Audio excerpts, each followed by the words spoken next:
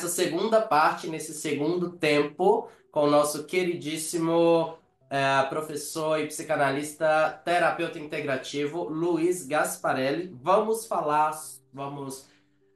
explanar um pouco sobre a memória no corpo, né? No corpo físico, digamos assim, e o encontro desse caminho para o que vai nos curar, o encontro desse autoconhecimento que vai nos levar para a próxima etapa, que é o reconhecimento, reconhecimento de si, reconhecimento do seu corpo, respeitar as suas memórias, respeitar o seu corpo, para você poder modificá-lo e passar por essa transição do ferido para o curador, o autocurador. Quer falar alguma coisa para a Briana? Não, vou deixar para o Luiz continuar a falar e aí depois eu falo alguma coisinha aí sobre a parte fenomenológica. Maravilhoso. Então vamos lá, Luiz. Explana para a gente um pouco sobre a sua visão sobre essas memórias no corpo. Memórias no corpo. A psicanálise é engraçada porque ela nega a existência do corpo, né? Para psicanálise, nós somos pura linguagem. Nós somos o que nós falamos. A psicanálise é um pouco engraçada quando o assunto é corpo, né?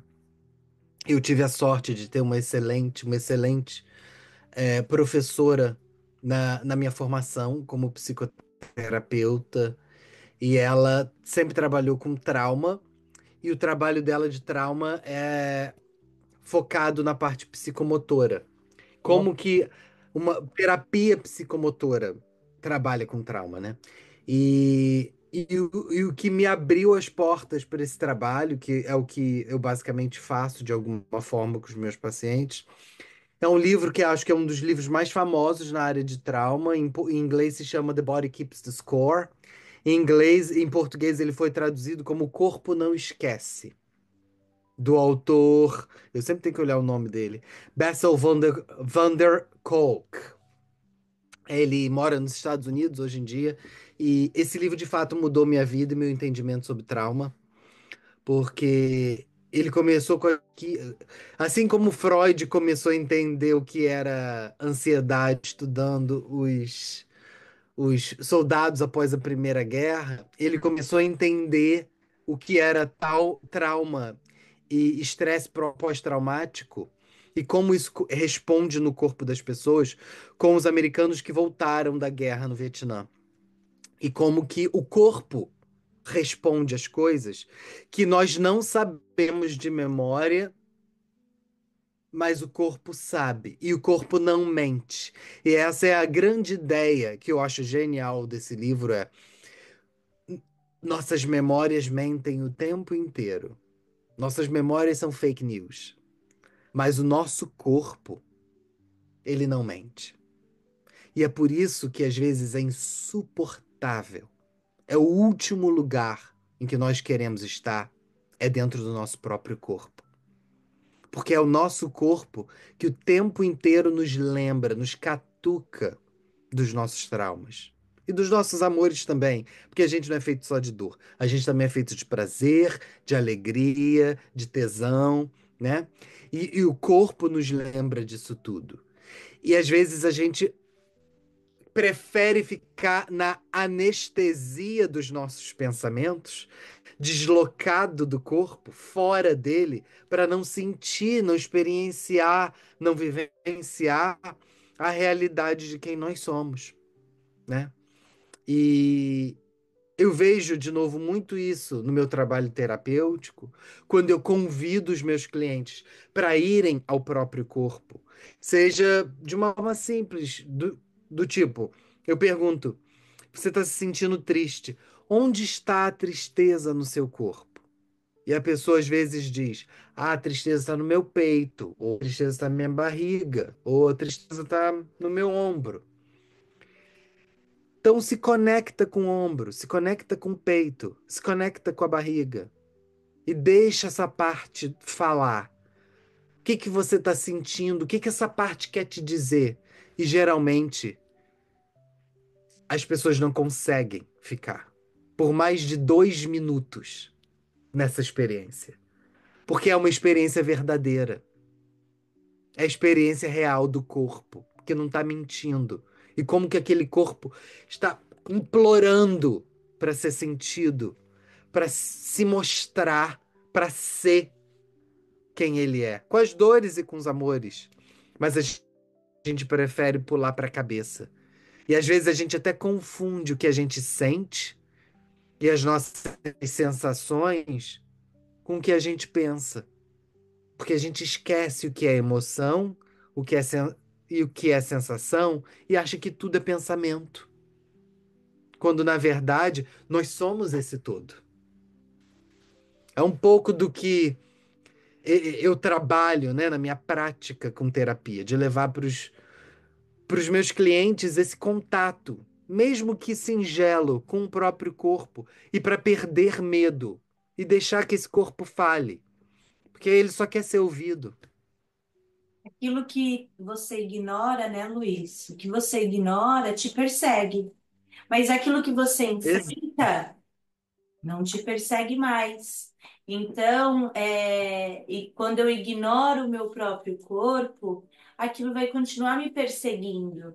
E quando eu enfrento aquilo, né, aquela dor, quando eu enfrento o meu próprio corpo, aí eu vou ressignificar aquilo, eu vou entender aquilo, eu vou ouvir, né, com os meus próprios Exa- sentidos. E é essa a grande chave da mudança, pelo que eu entendi o que você está falando. É isso? Exatamente. A grande mudança é você aceitar o seu corpo com as dores e com os amores que ele carrega. Uhum. Ele Exatamente. falava que o. Ah, perdão. Mas tem um compositor que eu não lembro quem era, que falava. Não sei se é Luiz Gonzaga, que Hum. falou: Só eu sei a doçura e a beleza de ser o que é, né? É algo do Hum. tipo. É esse É o reconhecimento. Gonzaga, é o Gonzaguinha. É O o que é o que Gonzaga. é? Vida e é bonita e é bonita. Viver. Mas, continuando, Luiz. Perdão. Continuando, eu tinha falado um pouquinho mais cedo, talvez se a gente pudesse explanar essa memória também dentro do nosso campo, como terapeutas, né, como profissionais. Eu tinha falado, como ver o curador ferido, como que a gente experiencia essa experiência de auxiliar no processo de autoconhecimento, do caminho pela cura do outro e como a gente se curar junto nisso também, né? Eu vou te pedir para falar um pouquinho sobre esse campo na sua visão, depois a Ana falar um pouco na visão da área dela. Fenômeno. E eu queria abrir um pouquinho para o lado do meu campo de trabalho, né, da psicoterapia energética, para a gente englobar essas três áreas diferentes da psicanálise e da psicologia, né, do estudo da mente humana, para aqueles que também estão nos ouvindo conseguir pegar esses três caminhos diferentes, da qual a dor, né, a memória da dor no corpo do curador, né, que é o papel que eu acredito que nós, como psicoterapeutas, carregamos essa missão nesse momento, nessa parte da vida, nessa experiência terrena. Então, vamos falar um pouquinho desse lado para a gente poder explanar esse leque, onde todos nós temos, né, e podemos nos reconhecer, independente da posição que nós estamos atuando. Sim. Eu não acredito em terapia, e eu sei que isso pode soar até às vezes um pouco disruptivo, no sentido de que existem várias formas de terapia. E eu sei que eu estou sendo um pouquinho preconceituoso na minha fala, mas eu não consigo enxergar terapia sem um terapeuta que não seja terapeutizado. Um terapeuta que não vai à terapia é como um açougueiro vegano. Bem colocado. Como que você vai vender carne se você não come carne? E eu já conheci vários terapeutas que eu pergunto: você faz terapia? Eu sou, oh, não. Eu falo, Eu tenho o maior tesão de ir pra terapia. Eu reclamo, tem dia que eu não quero ir, que eu tô com ódio, mas é tudo visceral. Eu gosto de estar lá. Eu gosto de ter o tempo de mexer no meu brejozinho, entendeu? De mexer na minha lama, de mexer nas minhas dores, de estar comigo, porque é um espaço meu. E, e para mim, isso é o trabalho do curador ferido. Como que eu vou sentar na frente de uma pessoa, seja ela quem for, com o problema que for, se eu não tive coragem de me conectar com a minha própria porcaria, com as minhas próprias dores, com os meus próprios traumas? E não é necessariamente que eu tenha que viver o mesmo trauma da pessoa que está à minha frente, não é isso. Porque isso é impossível, né? Eu, como homem, e eu tenho consciência do meu privilégio de ser homem branco numa sociedade machista e racista, eu nunca vou experienciar as dores de ser uma mulher na nossa sociedade, e muito menos as dores, no caso de ser uma mulher preta nessa sociedade. Eu tenho consciência disso, mas isso não me impede de conectar com a dor do outro, justamente porque eu me permito me conectar com as minhas dores. Eu me permito estar no processo terapêutico como um cliente, mergulhando naquilo que eu quero tentar curar, que eu quero tentar minimamente ver e acessar, se eu ainda não estiver pronto para curar. Porque se eu não fizer isso, como que eu vou permitir que o outro se cure, se eu não sei o caminho? Né? E eu falo isso com paixão mesmo, justamente, e eu sei que isso pode ser complicado em algumas linhas de pensamento teóricas e práticas terapêuticas que não enxergam isso como relevante. Mas para minha prática isso é muito importante. Eu jamais sentaria na frente de alguém como terapeuta se eu não tivesse feito o trabalho. Eu ia me sentir alguém vendendo bife de alcatra que nunca comeu carne na vida. É engraçado, né? Porque não, a gente comentou, acho que sobre isso também, eu e a Ana anteriormente, a gente falou sobre essa ideia do que, como que você vai querer trabalhar o outro se você não se trabalha, tipo, não tem fundamento, né, para poder falar sobre o processo. Você pode ter a teoria, né, como muitos falam, você pode ter todo o conhecimento do mundo, mas se você nunca esteve naquele lugar, se você não se coloca na posição de se olhar também, você nunca vai entender o processo, né? Você só vai ter o conhecimento, que resumindo, o conhecimento sem a fé, né? Sem o trabalho, ele não vale nada. É a fé em si mesmo. É, E tem aquela coisa de que nós, como terapeutas, existem coisas que são intrínsecas, intrínsecas. elas são intrínsecas de que o amor próprio não tá só para você que é meu paciente, ele também tá para mim. Na hora que chega o momento do meu paciente perguntando, Ana, como que eu faço para ter amor próprio? E eu não fiz esse movimento em mim, como que eu vou ajudar ela a ter amor próprio? Porque é o movimento, não é a receita do bolo, né? Que é o que a gente muito vê por aí. Se eu não faço terapia, mas eu atendo como terapeuta e eu não passo pelo meu processo terapêutico como ser humano, né? Então, o que acontece é que eu estou passando receitinha de bolo. Eu estou falando para você o que é que você tem que fazer. Olha, se cuide mais, né? Se valorize, tenha mais amor para. Como que faz isso? Sabe? Como que faz isso, pelo amor de Deus, né? E aí, que é a receita do bolo, mas cada um vai ter um jeito de encontrar isso. O que a gente só ensina é eu vejo qual é o movimento e como é o funcionamento dos meus pacientes, e para cada um vai ser um caminho diferente. Não tem como. e eu entendi o meu caminho diferente. Então, a partir da minha conexão comigo mesma, da minha história, da minha essência, do entendimento da minha vida, do meu entendimento do meu propósito, é que eu vou conseguir fazer um movimento de acessar o meu amor próprio. A única coisa que eu digo para todos, que é o básico do amor próprio, é o básico mesmo, é acordar e trabalhar, ganhar seu próprio dinheiro, pagar as contas, comer direitinho, se possível saudável, tomar banho, cuidar do cabelo, ver os amigos. Ter um Pronto, teto. é o básico.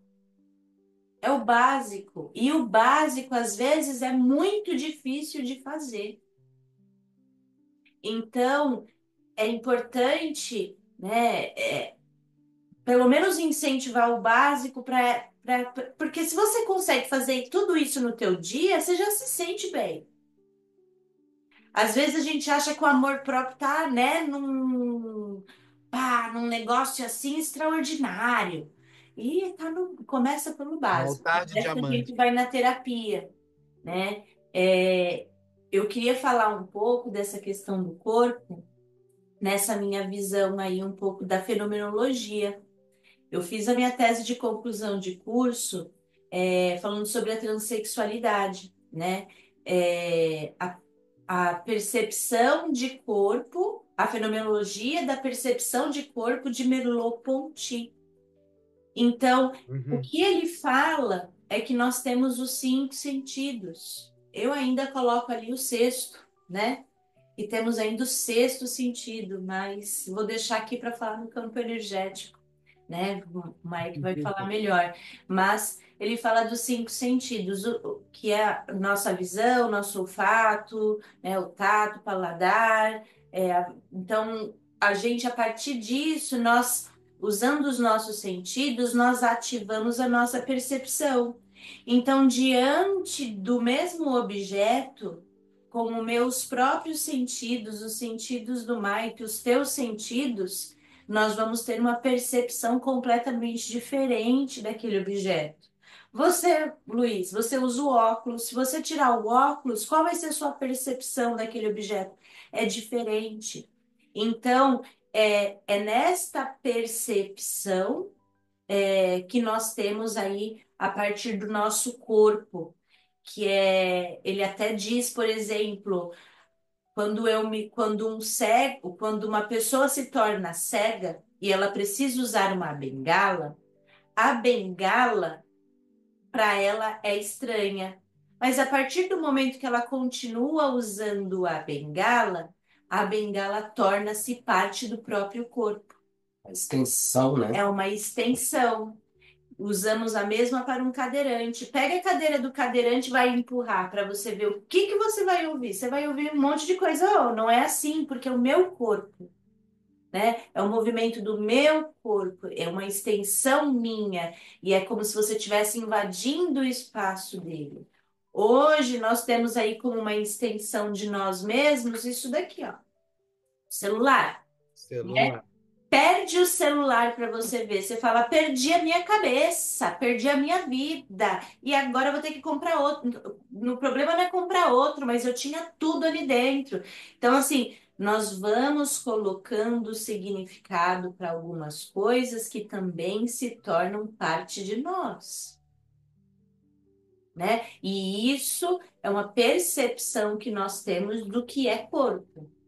Quando eu gosto muito da fenomenologia, eu uso a fenomenologia como um plano de fundo da minha terapia, né? Que eu trabalho mais com a psicodrama, e a fenomenologia está no não dito, que é a percepção que eu tenho do que o meu paciente não me disse. E eu coloco através da dramatização algumas dessas percepções. Então eu vou lá e eu dramatizo. Tudo que o paciente me traz, eu vou lá e olha, neste momento eu sou você e eu vou olhar aqui e esta almofada aqui é a Ana psicóloga e eu começo a replicar a fala dele e eu vou colocando alguma das percepções do não dito. É o que? As emoções. Às vezes a pessoa fala assim: olha, eu fiquei com tanta raiva porque fulano fez isso comigo, eu achei super injusto. E aí eu pego, olho assim, né? Porque ela falou que ficou com raiva, mas ela não demonstrou nenhuma raiva. Eu olho assim: você é um filho da mãe, você fez isso, isso e isso comigo. Eu achei uma injustiça. Se eu pudesse, eu iria aí agora. E eu fiz. E aí a pessoa fala assim: é exatamente isso, Ana. É isso que eu senti. Porque ela não bota o que ela sentiu pra fora. Ela Porque guarda, não consegue estar no corpo, né? Aquilo que a gente falou. que é o que tá no corpo, ela guarda aquela raiva aqui dentro e ela não bota pra fora. Então, através da terapia, eu falo, pum.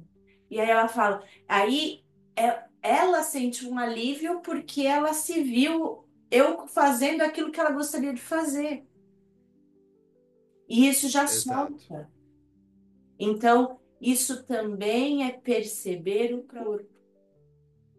Isso relaxa, né? A Relaxa. extensão do corpo, eu acho, né? Relaxa os ombros, a percepção, as pequenas dores musculares que, que a gente carrega, né? Que a gente. Eu acho que dentro desse ponto entre o reconhecimento do corpo, quando a gente fala dos campos, do campo espiritualístico, a gente tem muito hoje a conexão com o campo energético, né? Com os chakras, o reconhecimento desse outro corpo sutil que nós carregamos. Mas a gente sempre diz do lado energético ou do lado espiritualístico da coisa que tudo parte, toda doença parte da desorganização energética ou da desorganização emocional que é feita num outro nível. E isso vai descendo, vai atrofiando os canais, vai atrofiando a comunicação dessa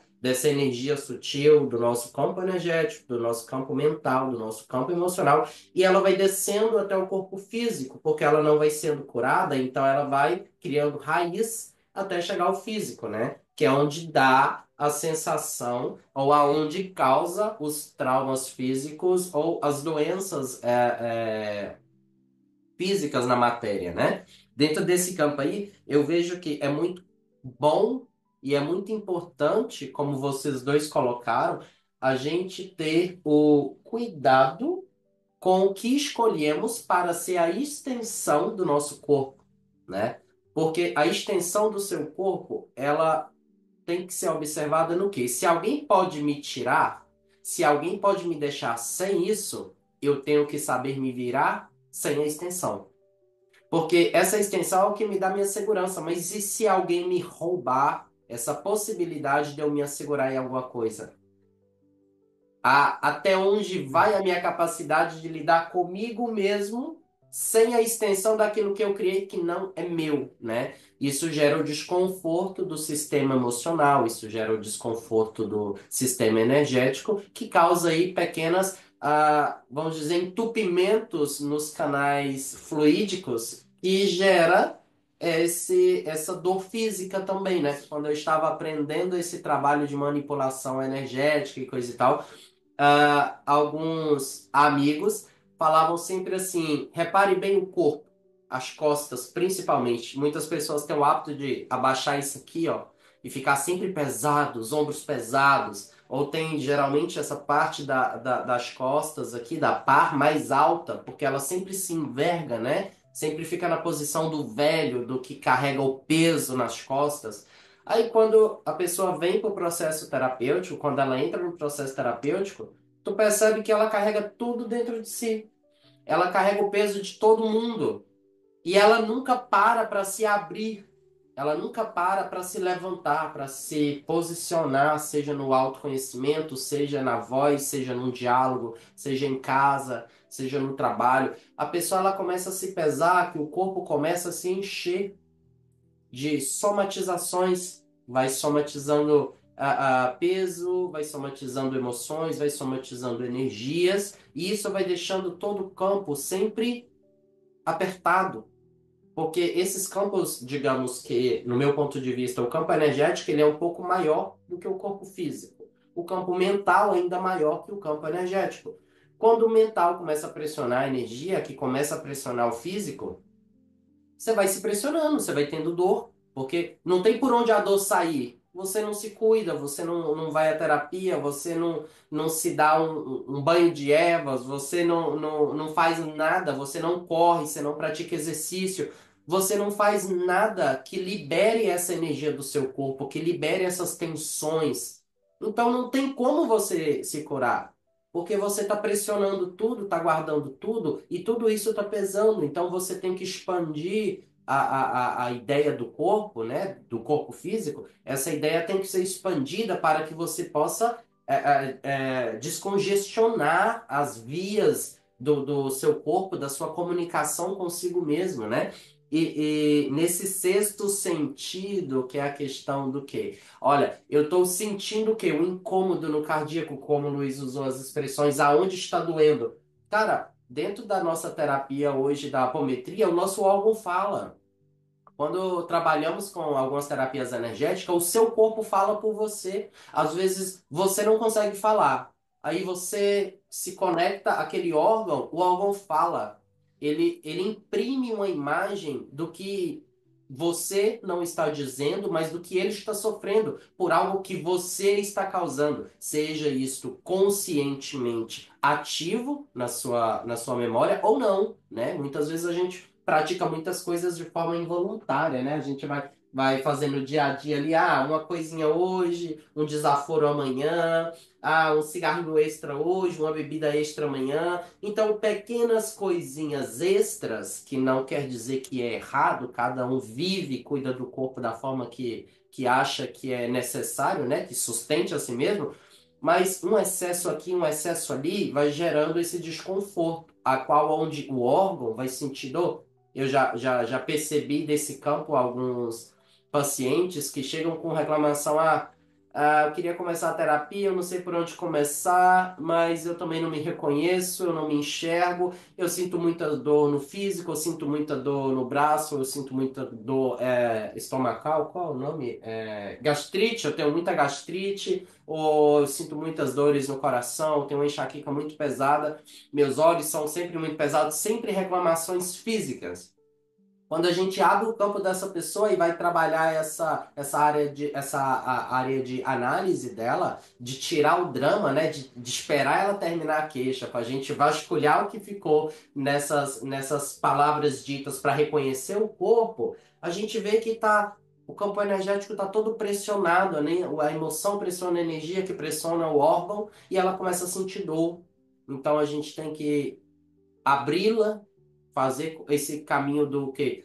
Olha, eu sei como é essa experiência, né? E daí vem a ideia do ler de novo. Não tem como você sentar de frente para um terapeuta que nunca se curou. Porque se você não conhece o processo, como você vai auxiliar o passo a passo? Como você vai falar, olha, já vi acontecer dessa forma, já senti isso dessa forma, mas com você pode ser diferente.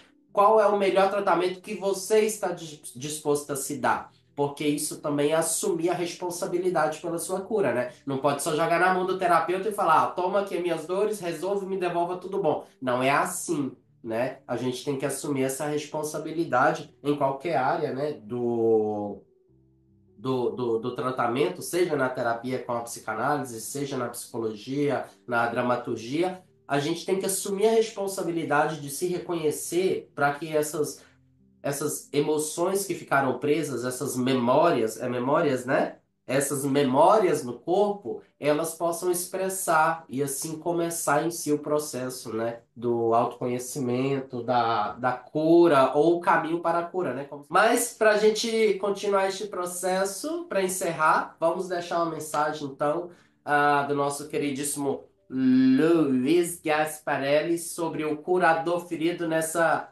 sua visão ampla de espiritualista, de universalista, deixa para a gente uma reflexão sobre o que é o curador ferido no seu olhar maduro de um psicanalista e espiritualista?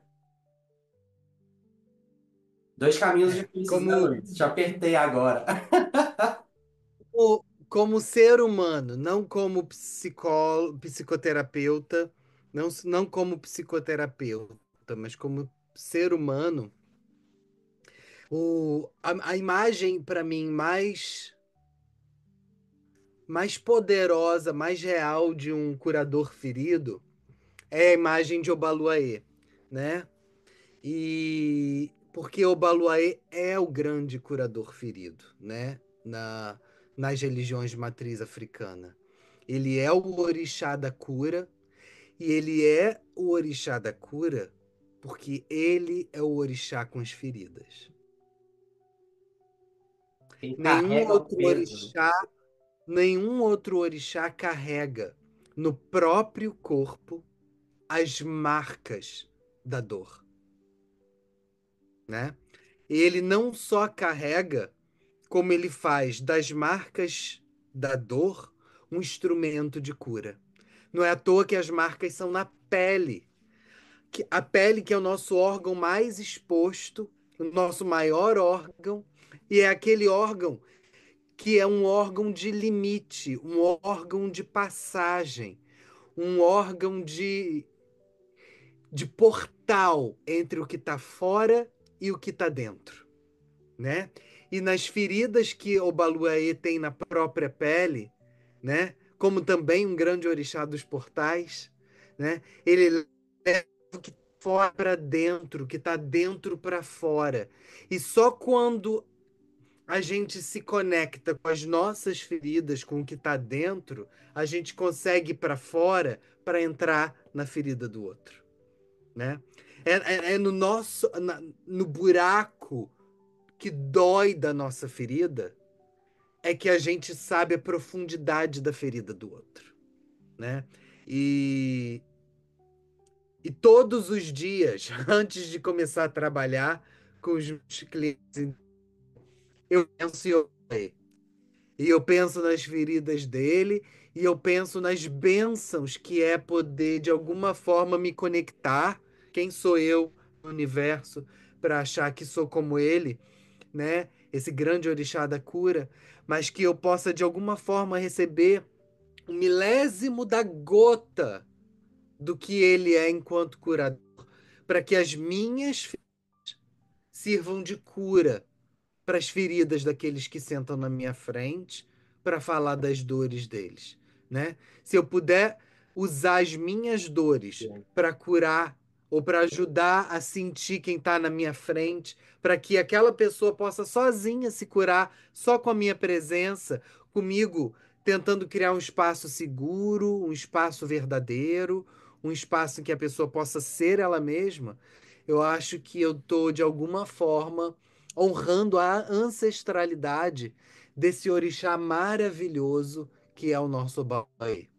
E junto com ele, todos os outros orixás que de uma forma ou de outra estão sempre ao redor dele, oferecendo amor, alegria, porque ele é um orixá de luz. Ele é um orixá mágico que todos os outros querem estar perto, justamente porque ele entende o que acontece dentro cada um dos orixás e também dentro de nós. É isso que eu posso dizer um pouquinho sobre